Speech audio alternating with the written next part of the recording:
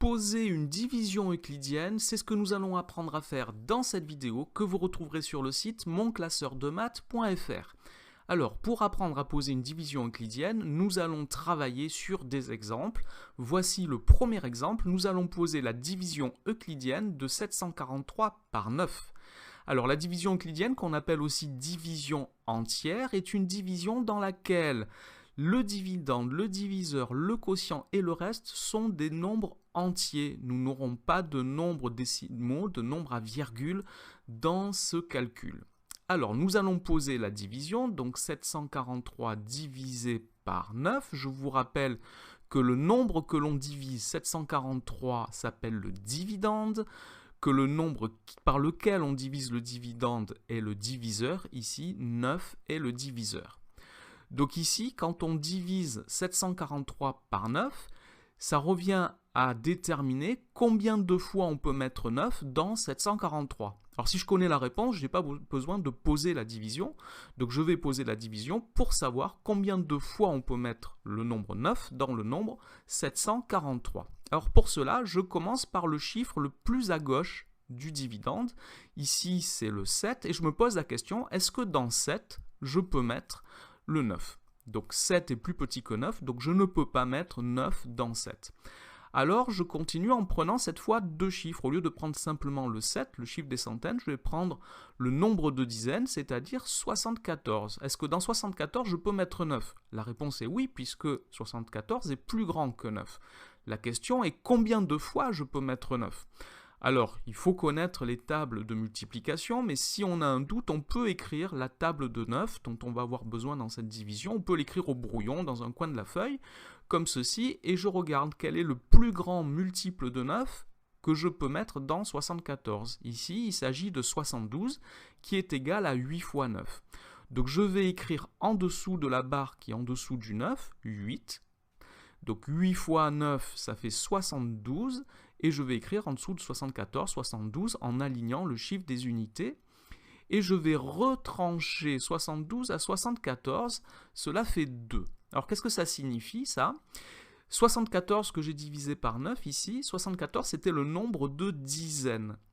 Et je peux mettre 8 fois 9 dans 74. Le 8 du quotient sera le chiffre des dizaines du quotient. Et le 2 qui me reste, que donc dans ma soustraction, 74 moins 72, c'est 2 dizaines qui me restent, dans lequel je ne pouvais pas mettre 9. Et je vais l'utiliser pour continuer ma division. Et pour cela, je vais regarder maintenant le chiffre des unités, le 3, que je vais abaisser à côté du 2 des dizaines qui me restaient pour former un nouveau nombre, c'est 23. Et ça, c'est 23 unités. Je vais donc regarder maintenant, dans 23 unités, combien de fois je peux mettre 9. Donc je regarde ma table de multiplication et je vois que le plus grand multiple de 9 que je peux rentrer dans 23, c'est 18. Et 18, c'est 2 fois 9. Donc le chiffre des unités de mon quotient, ça sera 2. 2 fois 9, ça fait 18. Je l'écris en dessous du 23. Et je retranche 18 à 23, ce qui me donne le reste 5. Il n'y a plus de nombre que je n'ai pas utilisé dans le dividende. J'ai utilisé le chiffre des unités, donc la division s'arrête là. Donc j'ai fini ma division et j'obtiens deux résultats. J'obtiens le quotient qui est 82 et j'obtiens le reste qui est 5. Alors cette division, je peux l'écrire en ligne, mais attention, on n'utilise pas le signe de division quand il y a un reste. Pour l'écriture en ligne, je dois écrire que 743 est égal à 9 fois 82 plus 5. Nous avons déterminé combien de fois on peut mettre 9 dans 743. On peut mettre 82 fois 9 dans 743. Et il restera 5. Donc, 743 est égal à 9 fois 82 plus 5.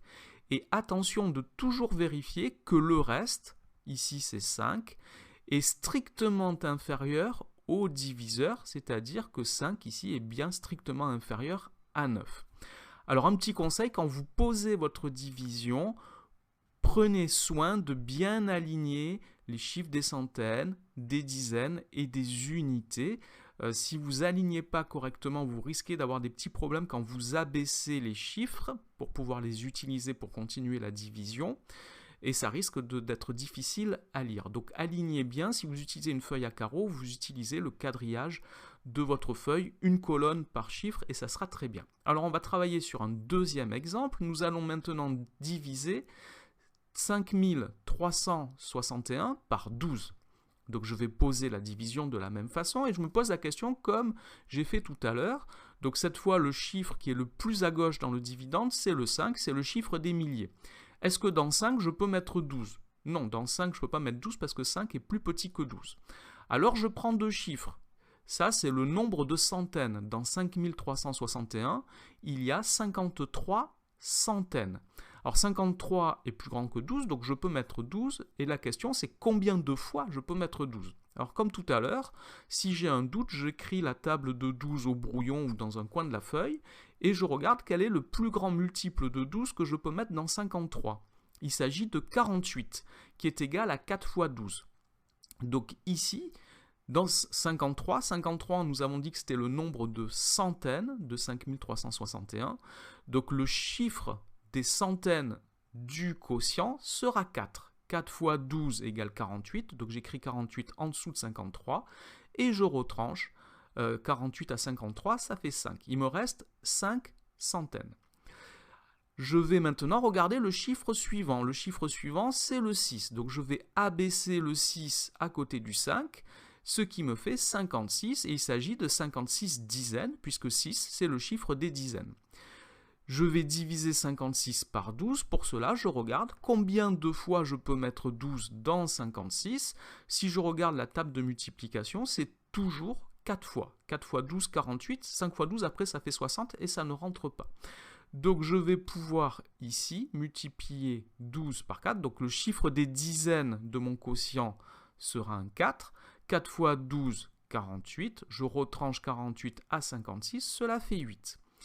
Le chiffre suivant du dividende, c'est le 1, c'est le chiffre des unités que j'abaisse à côté du 8 ici pour former un nouveau nombre, 81. Il s'agit de 81 unités.